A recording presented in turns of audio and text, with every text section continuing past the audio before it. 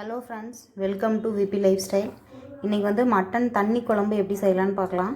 அதுக்கு ஃபஸ்ட்டு வந்து மட்டன் 1/2 கிலோவை நல்லா க்ளீன் பண்ணிவிட்டு இந்த மாதிரி குக்கரில் போட்டுக்கோங்க. அதுக்குள்ளே 1 டேபிள் ஸ்பூன் அளவுக்கு இஞ்சி பூண்டு பேஸ்ட் போட்டிருக்கேன். மட்டன் குழம்புக்கு தேவையான உப்பில் பாதி உப்பு இப்போவே போட்டுக்கலாம். அதுக்கப்புறமா 1 டேபிள் ஸ்பூன் அளவுக்கு மஞ்சத்தூள் போட்டு தண்ணி நல்லா நிறையாவே ஊற்றிக்கோங்க. மட்டன் மூழ்கிறதுக்கு மேலே ஊற்றிக்கோங்க. ஏன்னா தண்ணி குழம்புங்கனால தண்ணி ஜாஸ்தியாக இருந்தால் ஒன்றும் பிரச்சனை இல்லை. போட்டு லிட்டை க்ளோஸ் பண்ணி 5 to 6 விசில் விட்டு ஆஃப் பண்ணிக்கணும். தண்ணி குழம்புக்கு தேவையான மசாலா எப்படி என்னென்ன போட்டு அரைக்கலான்னு பார்த்துக்கலாம். இதில் வந்து மல்லி 3 டேபிள் ஸ்பூன் போட்டிருக்கோம். அப்புறம் வரமிளகாய் வந்து நீங்கள் காரத்துக்கு தகுந்த மாதிரி கூட்டியோ குறைச்சோ போட்டுக்கோங்க. இது கூட வந்து 2 டீஸ்பூன் சோம்பு, 1 டீஸ்பூன் சீரகம், 1 டீஸ்பூன் மிளகு, இது எல்லாத்தையுமே போட்டு நல்லா வறுத்துக்கணும். கூட 1 இன்ச்சு பட்டை, 3 கிராம்பு, 3 ஏலக்காய் போட்டு இதை நல்லா வறுத்தெடுத்துக்கோங்க. அது எல்லாமே நல்லா வறுபட்டோன்னே இந்த மாதிரி ஒரு பிளேட்டுக்கு மாற்றிக்கோங்க.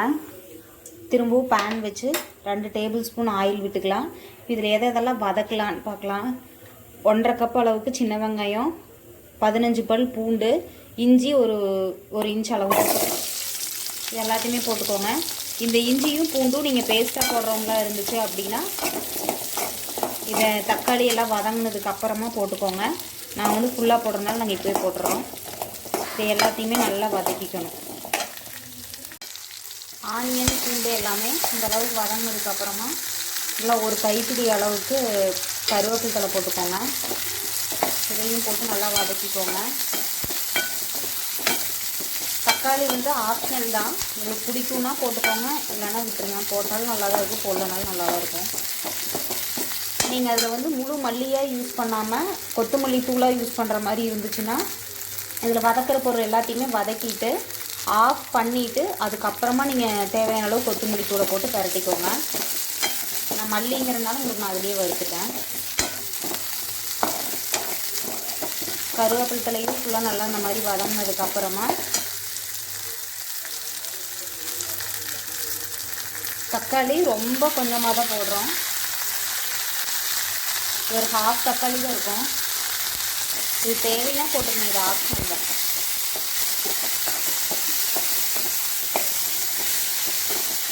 போட்டு தக்காளி நல்லா வதங்கட்டும். தக்காளி இந்த அளவு வதங்கினதுக்கு அப்புறமா அடுப்பை ஆஃப் பண்ணிவிட்டு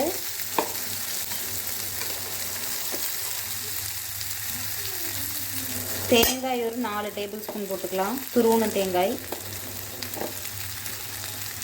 இது எப்படி அளவுனா, உங்களுக்கு சின்ன வெங்காயம் எவ்வளோ எடுக்கிறீங்களோ அதில் பாதி அளவு. சின்ன வெங்காயம் வந்து 1.5 கப் எடுக்கிறீங்க அப்படின்னா இது வந்து 3/4 கப் அளவுக்கு தேங்காய் போட்டுக்கோங்க. அது அளவு. ஜாஸ்தியாக இருந்தாலும் நல்லா இருக்காது. இதை போட்டு ஒரு பரட்டிட்டு அவ்வளோதான், ஆஃப் பண்ணிக்கலாம். மல்லித்தூள் போடுற மாதிரி இருந்தால் நீங்கள் இந்த ஸ்டேஜில் தான் போட்டுக்கணும்.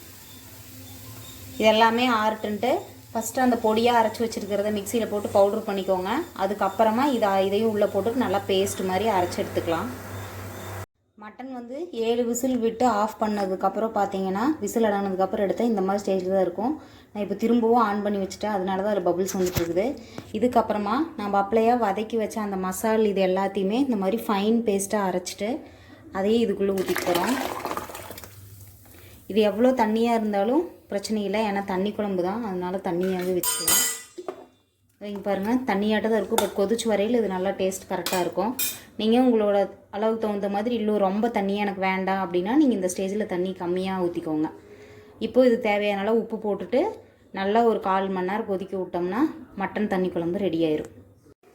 மட்டன் குழம்பு இதுக்கப்புறம் ஒரு 1/4 மணி நேரமாக கொதிச்சதுக்கப்புறம் உப்பு டேஸ்ட் பண்ணோம். எங்களுக்கு எல்லாமே கரெக்டாக இருக்குது. இந்த ஸ்டேஜில் கொத்தமல்லி தலையை போட்டுட்டு ஆஃப் பண்ணிடலாம். அவ்வளோதான், மட்டன் தண்ணி குழம்பு ரெடி ஆயிடுச்சு. நீங்கள் இது இப்படியே சாப்பிட்றனாலும் சாப்பிட்லாம், இல்லைனா இதுக்குள்ளே இருக்கிற மட்டனை எடுத்து நீங்கள் தனியாக ஃப்ரை பண்ணிவிட்டு இந்த குழம்பை மட்டும் தனியாக சாப்பிட்றனாலும் சாப்பிட்டுக்கலாம். எங்கள் வீடியோ ஃபஸ்ட் டைமாக பார்க்குறவங்களா இருந்தால் சப்ஸ்கிரைப் பண்ணுங்கள், லைக் பண்ணுங்கள், உங்கள் ஃப்ரெண்ட்ஸ்க்கு எல்லாத்துக்கும் ஷேர் பண்ணுங்கள். ட்ரை பண்ணி பார்த்துட்டு டேஸ்ட் இப்படி இருக்குதுன்னு கமெண்ட் பாக்ஸில் மென்ஷன் பண்ணுங்கள். தேங்க்ஸ் ஃபார் வாட்சிங்.